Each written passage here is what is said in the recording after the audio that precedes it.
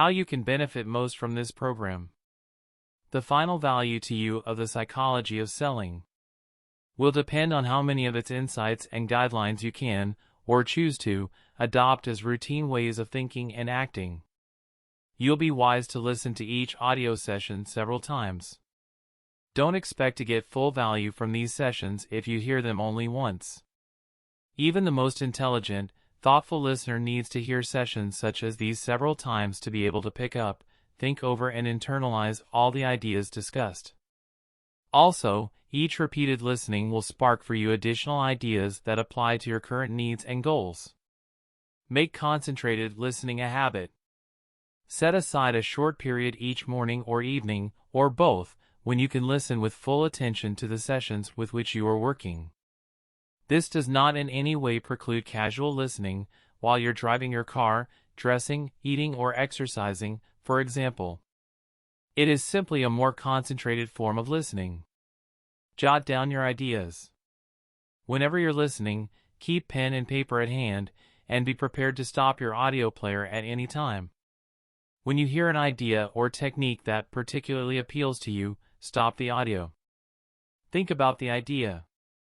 Think about it in connection with your situation, your work, your lifestyle. Think about its value to you, how it could change and improve what you are doing. Think about how you can apply it, visualize yourself doing so and making it pay off for you.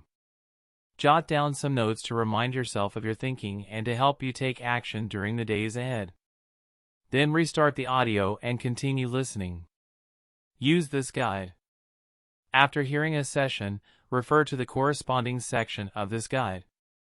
Here you'll find a useful summary of the main points discussed and suggestions for putting the ideas to work in your life. Act on your ideas. Until intelligent thought is linked with appropriate action and follow-through, little or nothing is accomplished. So once you've grasped a particular idea or technique and how to apply it, act, put it to work in your career. The results may seem slow at first, but if you're determined to stick with the program, you'll soon discover that you're closing more sales and reaping the greater cash rewards that come to the top sales professional. The psychology of selling. Self-assessment. 1. Am I proud of my profession? 2. Am I in the top 20% of salespeople? 3. Do I genuinely like myself? 4. Is there any aspect of selling that makes me uncomfortable? 5. Does my self-concept include a high level of income? 6. Can I cope with the rejection that I will inevitably encounter in selling? Summary. The most important thing we have to understand in the world of selling is that nothing happens until the sale takes place. The most successful organizations in the world have superb selling organizations. They rise or fall on the quality of their sales effort. We can be proud to be salespeople because it is upon our efforts that the whole economy floats. There is no limit to where we can go in this profession if we are properly trained and skilled in selling. In selling, the 80-20 rule, or the Pareto principle, prevails. According to the 80-20 rule, 80% of sales are made by 20% of the salespeople. Once you get into the top 20%, you don't have to worry about money or employment again. Your job is to get into the top 20% and then into the top 4%. In the top 4%, you become one of the highest paid people in the world. The purpose of the psychology of selling is to show you how to achieve that goal. The winning edge theory says that the difference between top performers and average or mediocre performers is not a great one. It is always just a small difference. Top performers just do certain things a certain way a little bit better each day. If you develop that winning edge, there's no reason why you cannot move rapidly into the top 4%. Selling is an inner game. That is, what is going on inside the mind of the salesperson makes all the difference in his success. We know there is a direct relationship between a salesperson's self-concept and his sales performance and effectiveness. We feel uncomfortable if we don't act in accordance with our self-concept. We will never earn much more or much less than our self-concept level of income. Our job is to raise this self-concept level of income. We always sell in a manner consistent with our self-concept. Some of us are uneasy about picking up the phone and calling somebody. Some of us feel uncomfortable about closing. By becoming more skilled, we feel more competent, raise our self-concept, and become more successful. The core of self-concept is self-esteem.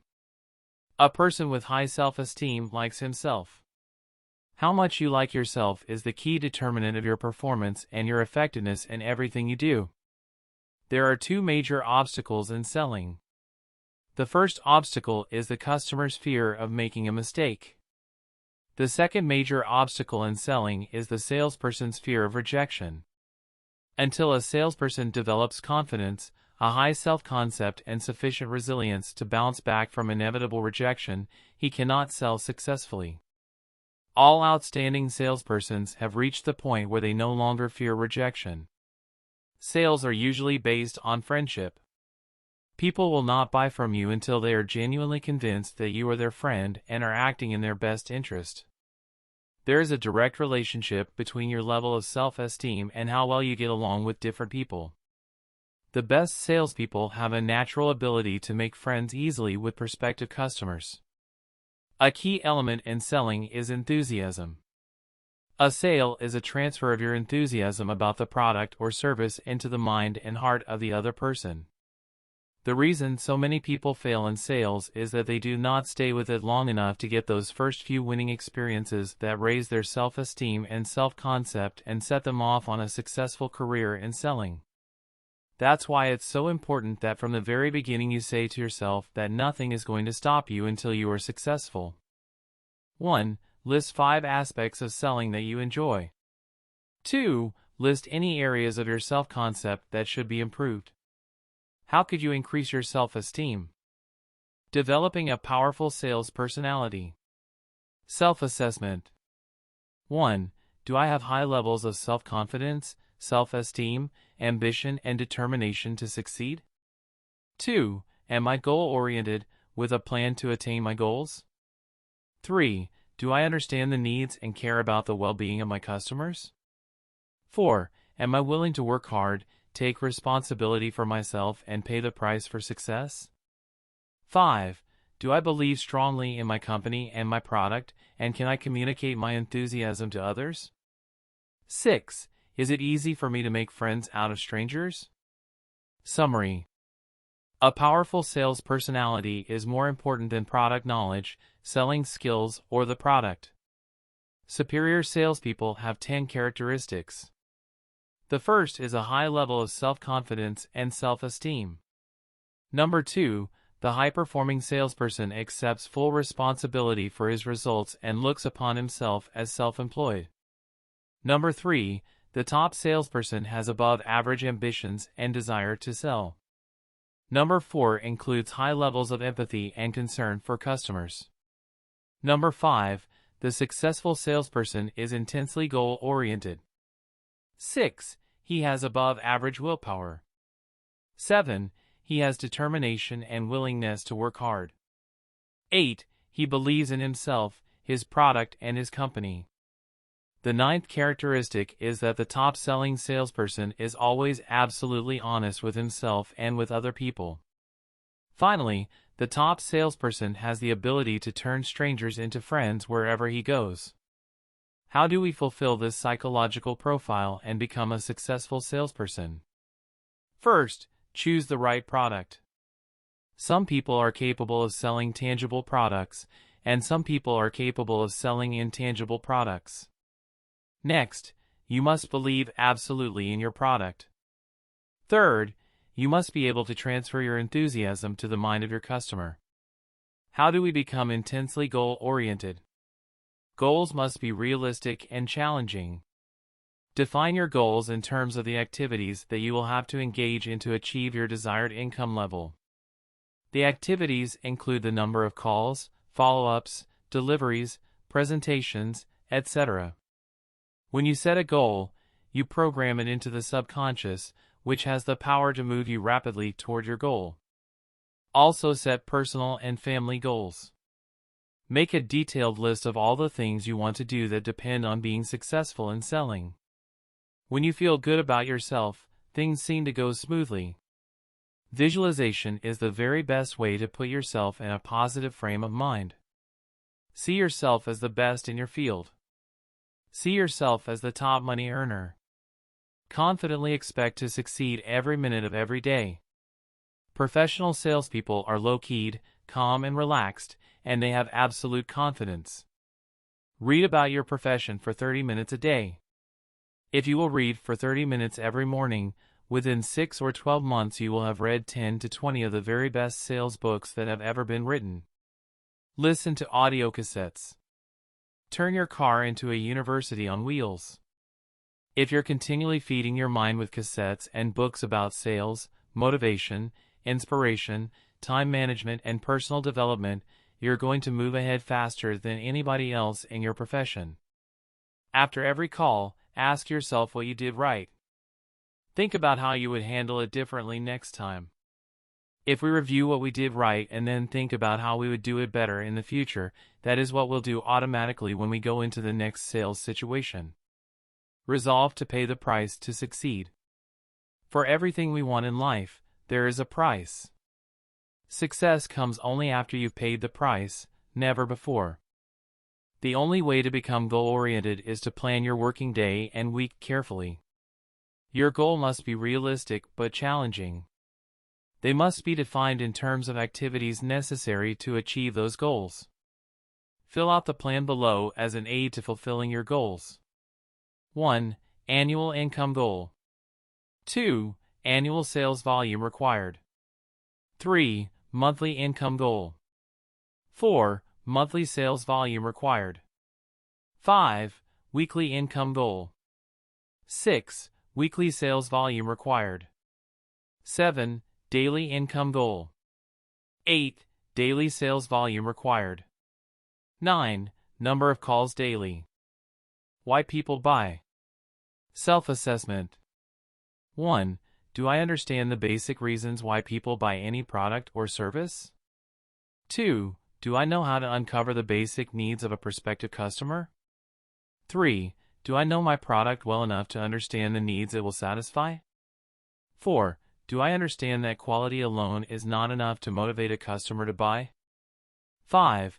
As a closing technique, do I determine and focus on the prospect's one main reason for buying the product? Summary. It's important to understand that people buy for their reasons, not ours. Every buying decision is an attempt to be better off as a result of having made that decision.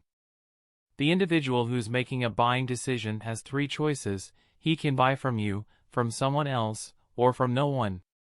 All professional selling begins with need analysis. And you're not in a position to sell until you understand what need of the prospect your product or service can satisfy and then structure your presentation so it satisfies that need. Your job is to get the person to the point where he is completely focused on how he will gain by using your product, rather than how much he might lose by committing himself to it. All buying decisions are emotional. If we say we're going to do something for a logical reason, that means we have more emotion invested in that reason than any other. Whenever a person says he would like to think about it, he is saying that you have not aroused his desire to own or enjoy the benefits of your product. The basic rule of selling is that people do not buy products, they buy benefits. And our job in the sales conversation is to find out what benefits this person would be willing to pay for. You uncover needs by questioning skillfully and listening carefully. If you let people talk for a time, they will tell you their basic need or concern with regard to your product. People naturally resist new things. Instead of presenting a product as something new, present it as an improvement. Customers want the simple truth about a product or service. They want honest information about how it can help them improve their lives and their businesses. They resent and resist high pressure. Quality is never the primary reason for buying anything. Quality is always based on logic, and people buy emotionally. The issue of quality should arise only when you are comparing your product at a certain price with another product at a certain price, and there are very definite reasons why the person should be concerned about quality. In the prospect's mind, the caliber of the sales presentation, the materials used in the presentation, and the appearance of the salesperson reflect the quality of the product itself. Moreover, if a salesperson is well-groomed and dressed and his presentation is professional, the prospect assumes that the company is a high-quality company. As long as you are focusing all your attention on the customer and what he or she wants and needs, you're selling professionally. In every sales conversation there is a key benefit, the major benefit that would cause the person to buy the product. Also, there is a key issue, the major objection that would hold the person back from buying the product. In the sales interview, your job is to uncover the key benefit and then uncover the key issue. The hot button is considered by many to be the most powerful of all closes. The success of the hot button close depends upon the ability of the salesperson to discover the most important reason for the customer buying the product and then repeating it over and over. Concentrate on selling that one main point. Self-help. 1. Explain how you would conduct a needs analysis to connect the benefits of your product with a prospect's need. 2. List several ways in which you can improve your personal appearance. 3. Write one question you would use during the hot button close to uncover the prospect's major reason for not buying your product. Creative selling. Self-assessment. 1. Do I use my creativity to find prospects and to devise more effective selling skills? 2. Have I identified my best prospective customers and concentrated my efforts on them? 3. Do I know my competition and the benefits their products offer? 4. What advantage do I have over my competition? 5. Who are my non-customers, who are not even in the market? Why don't they buy? 6. Have I used testimonial letters from satisfied customers as a selling tool? Summary. All top salespeople are creative. That creativity is a matter of self-concept. Many of us think that we're not particularly creative. If we believe that we're not creative, we won't be. If we believe we are, we will continually come up with creative solutions. Creativity is stimulated by focused questions, by pressing problems, and by deeply desired goals. Creative selling begins with thorough knowledge of your product or service. The better you know your product or service, the more thoroughly you master the detail of it, the more creative you are in selling it. The successful salesperson identifies his best possible customer market and then concentrates on it single-mindedly. One of the biggest mistakes salespeople make is looking upon everybody as a prospect of equal value, when in some cases one prospect may be worth 100 times the value of another. It's vital that we identify our best prospects. Ask yourself questions such as the following: who exactly is my customer? Who buys my product or service right now? Who might be buying it in the future? Who bought it in the past? Why does he buy? Where do I have an advantage over my competitors? What do I have to offer that nobody else has? Your key job is to identify the unique selling feature, that competitive advantage that sets you head and shoulders above anybody else, and build your sales presentation around that. Who are your non-customers? They are people who don't buy from you or from your competition, the ones who are not in the market at all. The people who are not buying your product or anybody else's are the greatest single source of new customers. Many people will not buy anything until they have a recommendation from somebody they respect. That's why testimonial letters are so valuable. A testimonial is worth an hour if you're trying to convince the customer how good the product is. The 20-idea method is a creative way to double your income. Take your key problem and write it at the top of a sheet of paper in the form of a question. For example, how could I double my sales this year? Or, how can I increase my ratio of closes to calls? Then write out 20 answers to the question. If you do this for 2 or 3 days, you will have so many ideas and so many new ways to develop more business that you will not have enough time in the day to do it all. If you use this method, you will become one of the most creative salespeople and, by extension, one of the most highly paid salespeople in your profession. Self-help. 1. What are the 5 most attractive features of your product? List them in order of importance. 2. What needs of your prospective customers do these product features satisfy? What benefits do they offer? 3. List 5 reasons why your customer should purchase the product or service from your company. Approaching the prospect. Self-assessment. 1. Do I carefully plan my approach to a prospect to get his complete attention quickly? 2. Am I careful to qualify the buyer I'm talking to by making sure he is the right person to make a buying decision about my product? 3. Do I have difficulty getting appointments on the telephone? 4. Do my attitude and appearance create an air of calmness and confidence? 5. Am I always neat and well-groomed when I meet with a customer? 6. Do I use body language in a manner that will increase customer confidence in me and my product? Summary. Your first contact with the prospect will begin the process that will or will not conclude with a sale. Therefore, every word of your approach or introduction must be planned in advance. Your approach must break the preoccupation of the prospect. Unless you break that preoccupation, you never get to first base in making a presentation.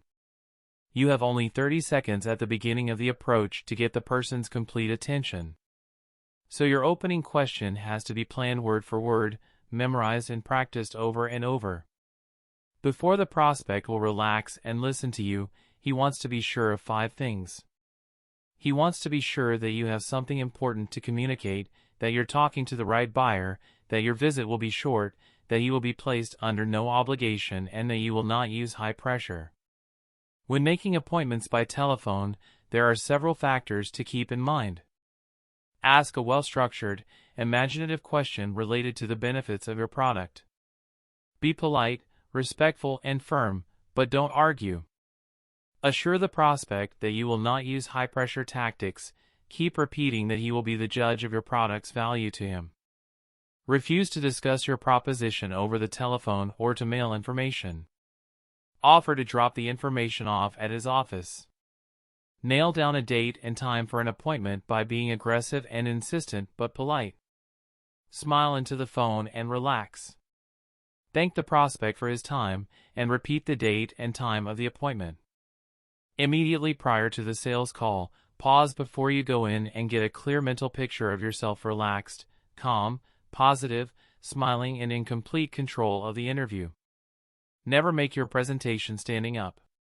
If you do, you run the risk of devaluing your product. Nobody considers a product of any value if you're willing to sell it standing up, unless you're selling in a showroom.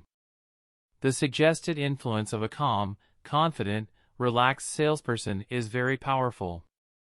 The most professional salespeople have a soothing effect on us. They exude confidence in themselves and in their product. Therefore, we feel confident about listening to them.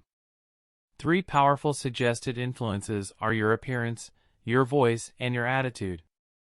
If your appearance is professional and your voice is loud and clear, as opposed to low or shy or retiring, and your attitude is calm and positive, you are creating a selling atmosphere. Your product should always be presented in the best possible light. People are influenced by the suggested impact of a product that is clean, neat, efficient, and attractive. Your surroundings, especially when customers come into your office, should be neat and clean and convey success and prosperity. Body language is important because 80 to 90% of all our communication is nonverbal. Always stand and sit erect. Never fold your arms when you're talking to people because it means you're closing them out. Crossed legs, over the knee, means you're holding back information. Your best position is leaning slightly forward. Attentively watch the prospect, listening carefully to what he is saying, and nod and smile. Always try to minimize the noise and interruptions in the selling environment. Always be extremely polite and courteous. Be considerate with prospects and spouses, partners, employees, and receptionists. One of the basic rules of selling is to treat everybody like a $1 million prospect or client, and you'll never go wrong. 1. Write 3 questions you ask to get the prospect's attention for your product. 2. List 5 factors that must be apparent to a prospect before he will listen to your presentation. 3. List several ways in which you could improve your voice, appearance, and attitude to create a better selling environment. The sales process. Self-assessment. 1. Do I use different presentations for each buyer personality type? 2. What is my dominant personality style? 3. Do I talk to customers in terms of their interests and needs or mine? 4. Is my presentation carefully planned in a step-by-step, logical sequence? 5. During my presentation, do I keep my prospect involved so he stays attentive? 6. Am I using enough visual aids during my presentation? Summary. The approach close is a strong close you can use to avoid the prospect saying he'll think it over and assure a decision after you've made your presentation. You deflate buyer resistance by saying, "I'm not going to try to sell you anything right now.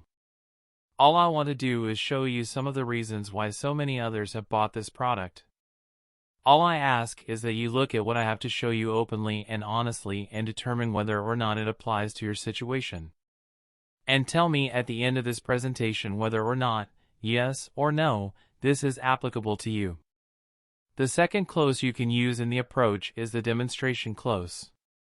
This close starts with a strong question aimed at the chief result or benefit that the customer or prospect would enjoy, should he buy your product.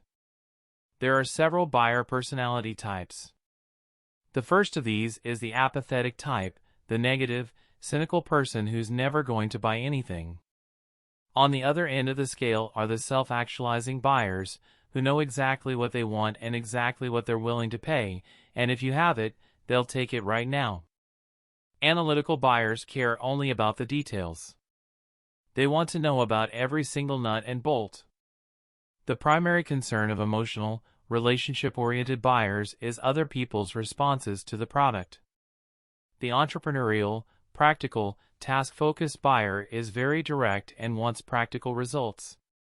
You must determine what type of person you're talking to and then structure your presentation and your answers to satisfy his needs. The first thing we do when we phone customers or see them in person is ask them an opening question. The answer to that tells us at the beginning whether or not they're in the market for our product. The purpose of the presentation is to further qualify the prospect and to discover the key reasons why he might buy. The planned presentation is 20 times more powerful than the random presentation. All top money earners use a planned presentation.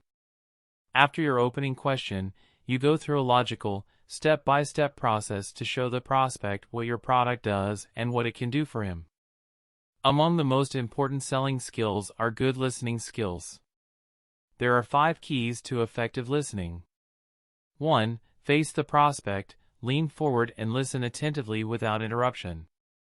2. Pause before replying or continuing, and then answer thoughtfully. 3. Question for clarification, say, "How do you mean?" 4. Relax, take it easy, stay calm, and focus your attention on how you can help this prospect get something he or she needs. 5. Use close-ended questions to help the prospect give a firm answer. Begin trial closing early in the presentation. A trial close question you can ask is, "Did this make sense to you?" or "Is this what you had in mind?" In the power of suggestion close, you use vivid, emotional, imaginative images to influence the buying decision. Create vivid, colorful pictures, as though the person were already using the product. 1. List some of your customers who fall into each of the buying personality types: apathetic, self-actualizing, analytical, emotional, and practical. 2. List 3 ways in which you could improve your listening skills. 3. Write 2 open-ended and 2 close-ended questions you could ask a prospect about his needs in relationship to your product. The psychology of closing. 1. Do I recognize and take advantage of signals that indicate the prospect is ready to buy? 2. Do I plan detailed, word-for-word closings in advance of my sales presentation? 3. Do I understand how emotional and stressful a buying decision can be? 4. Do I argue with prospects and tell them why they are wrong? 5. Do I make promises about the product that I cannot keep or oversell by saying it will do something it will not do? 6. Do I express my opinions about religion or politics or discuss personal problems with customers? Summary. Closing is the most painful part of a sales presentation. Closing is the part that we, as salespeople, hate, and it is also the part that the customer hates. We have an obligation to our client to go smoothly through the close, so it is as painless as possible. Plan your close in detail, and then build your sales presentation on top of it. There are several major requirements for closing. You must be positive, enthusiastic, and eager to close the sale. The customer's requirements must be clear to you. The customer must understand what you are offering and must understand the value of what you are offering to him. The customer must believe you and your company. He must trust you, and there must be a degree of rapport and friendship. The customer must desire to enjoy the advantage of the offer. The only pressure that you use in a professional selling presentation is the pressure of silence after the closing question. We must recognize common buying signals. The customer may begin talking faster or brighten up or ask about price or delivery. Any change in attitude, posture, voice or behavior could indicate that a buying decision is near. Ask a closing question whenever you see the person beginning to change demeanor. There are several reasons why closing may be difficult. First of all, there is the salesperson's natural fear of rejection. Another obstacle is the fear of failure on the part of the customer, including fear of purchasing the wrong article or paying too much. Never tell the prospect he is wrong or argue with him. Don't express your opinions to a prospect on subjects of a personal nature, religion, politics, labor unions, health, family, and so on. Don't ever knock the competition. Don't ever make promises you can't keep, and don't ever engage in overselling or saying that the product can do something it cannot do. Negative prejudgment, deciding in advance that the person is not going to buy, saps your enthusiasm. Nothing will kill a sale faster than lack of enthusiasm. Very often we find that we and our customers get onto different wavelengths. Instead of losing the customer for your company, have somebody else in your company call on him. 1. List any aspects of closing that may be difficult for you, and explain how you might overcome the problem. 2. Explain how you overcome your fear of rejection. 3. Explain how you overcame a customer's fear of failure in 3 recent sales presentations. When objections get in the way. Self-assessment. 1. Do I understand the difference between a buying objection and a condition that makes it impossible for the prospect to buy? 2. Do I listen to objections respectfully and ask for elaboration? 3. Do I provide proof of my answers to customers' objections? 4. Do I talk too much about myself or my company? 5. Have I been successful in knowing when and how to use the sharp angle, or porcupine, close? 6. Do I know how and when to use the instant reverse and the change places closes? Summary. There are no sales without objections. The best way to respond to objections is to take every objection and interpret it as a question requesting more information.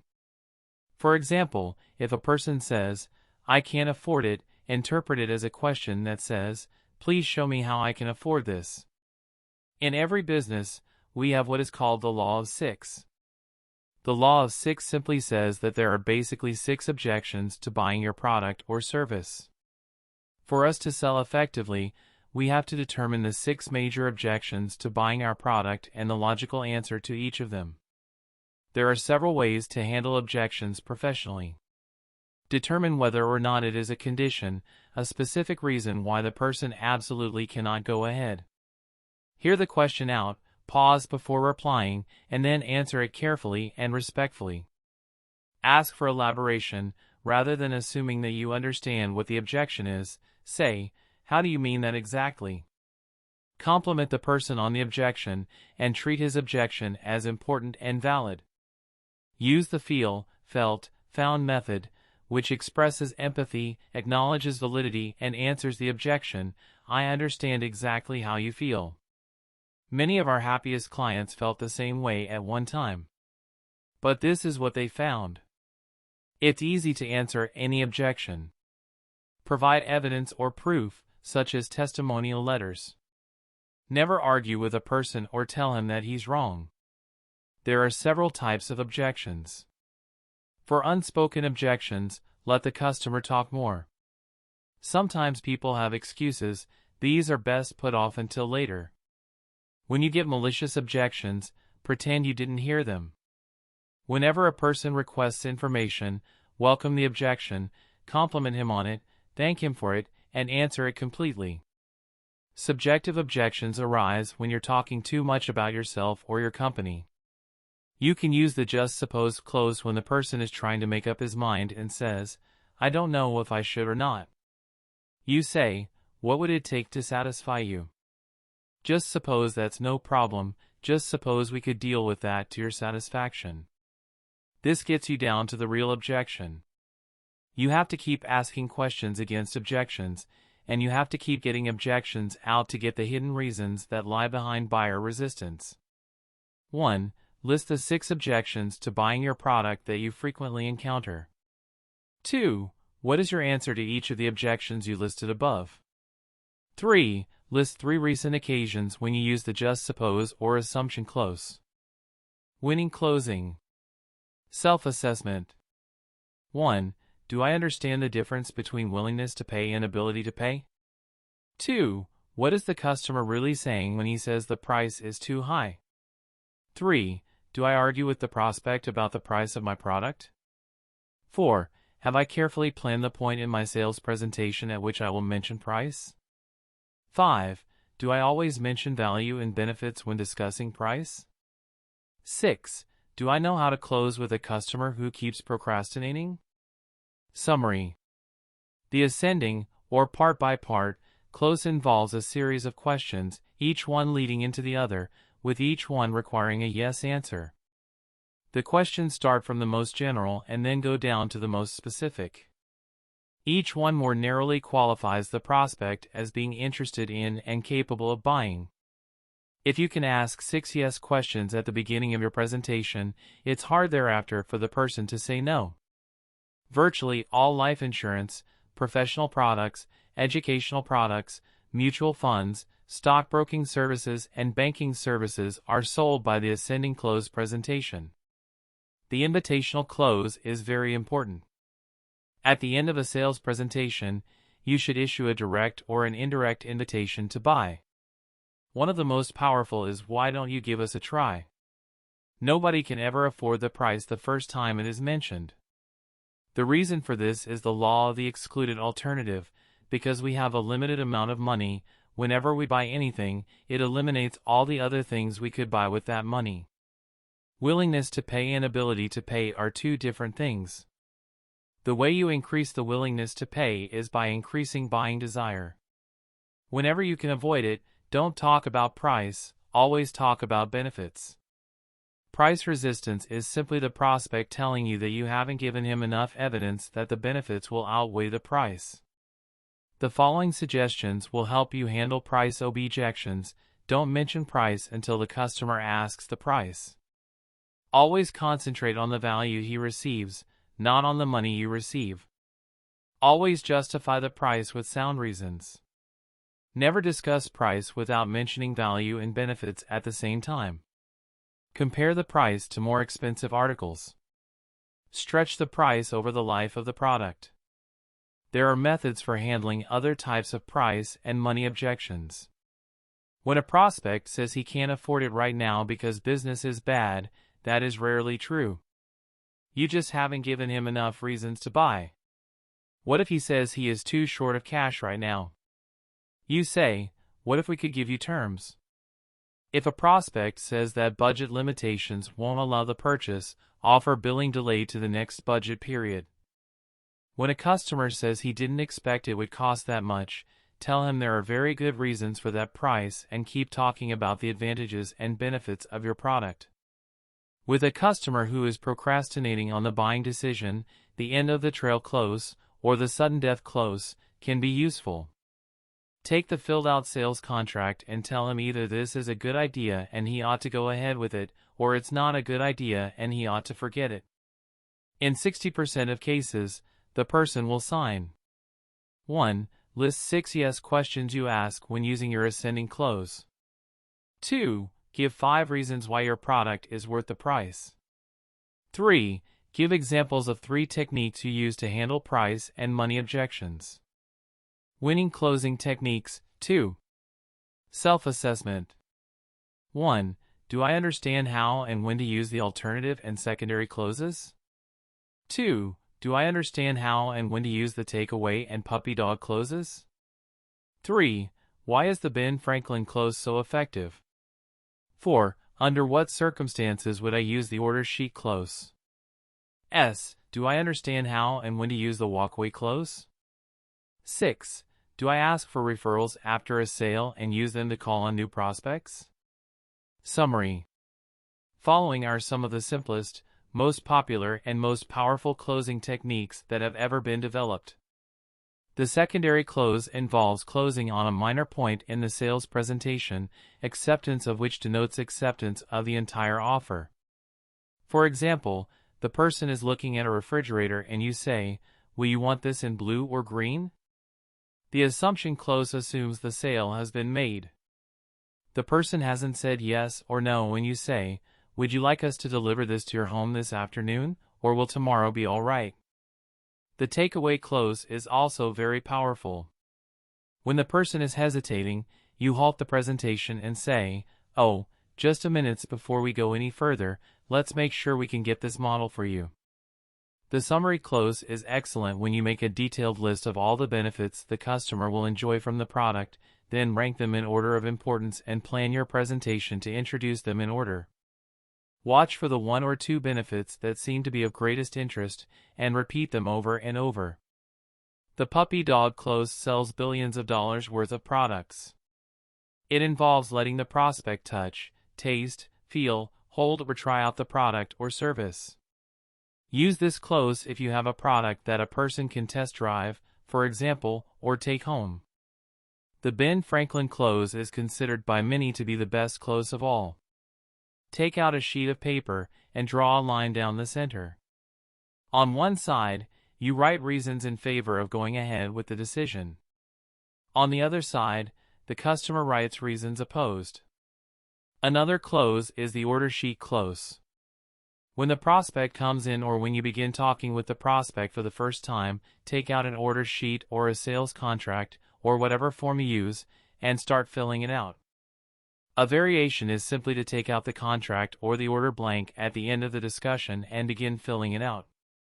The relevant story close is powerful because people like stories.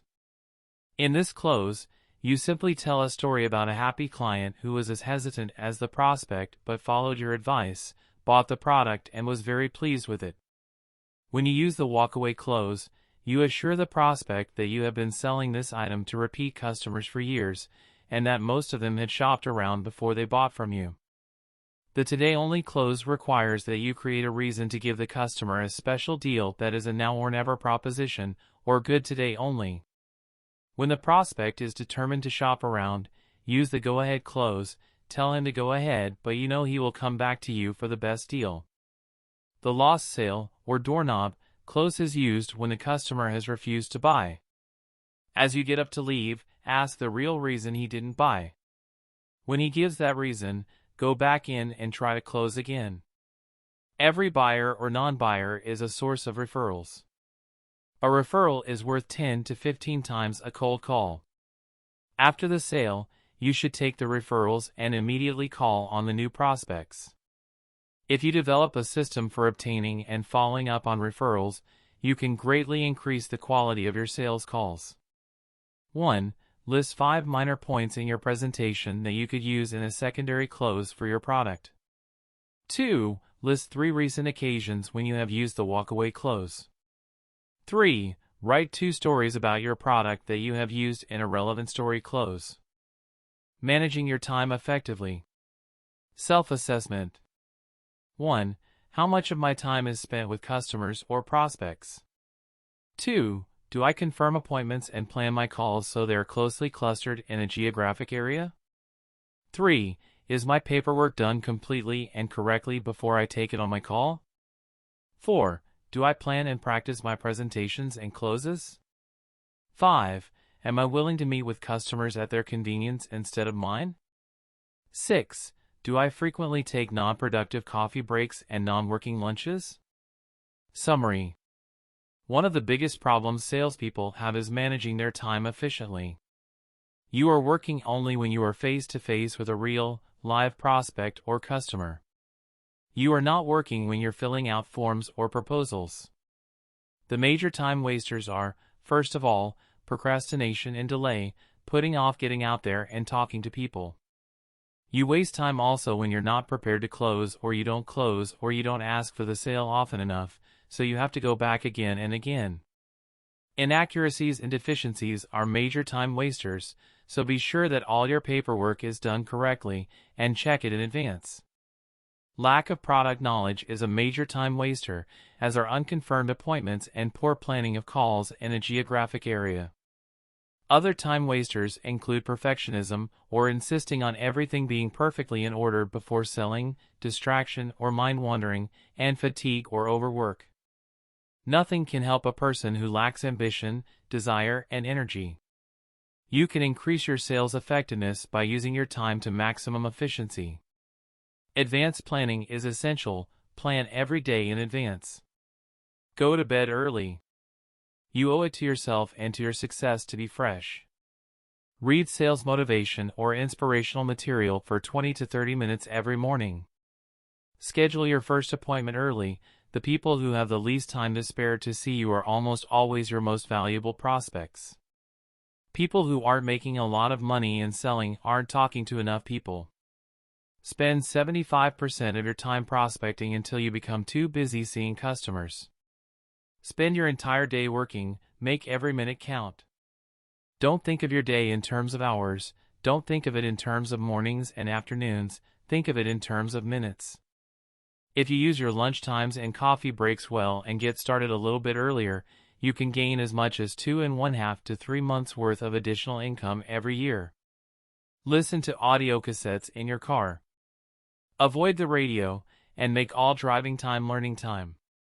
Upgrade your sales skills continually. If you can increase your ratio of closes to presentations, you're making the very best use of your time. Remember, you're selling only when you're face-to-face with somebody who is qualified and capable of buying. 1. List 5 ways in which you habitually waste time. 2. Explain how you could use your time more effectively. 3. Explain how you could increase your ratio of closes to presentations. 10 keys to success in selling. Self-assessment. The following 10 keys to success can guarantee a lifetime of success if you use them habitually. Read each one carefully to determine your strengths and weaknesses. 1. Learn to love your work and commit yourself to becoming outstanding in your field. You can never really like yourself and accept yourself as a worthwhile person until you have become good at what you do. 2. Decide exactly what it is you want in life. Set it as a goal, and decide the price you will have to pay to get it.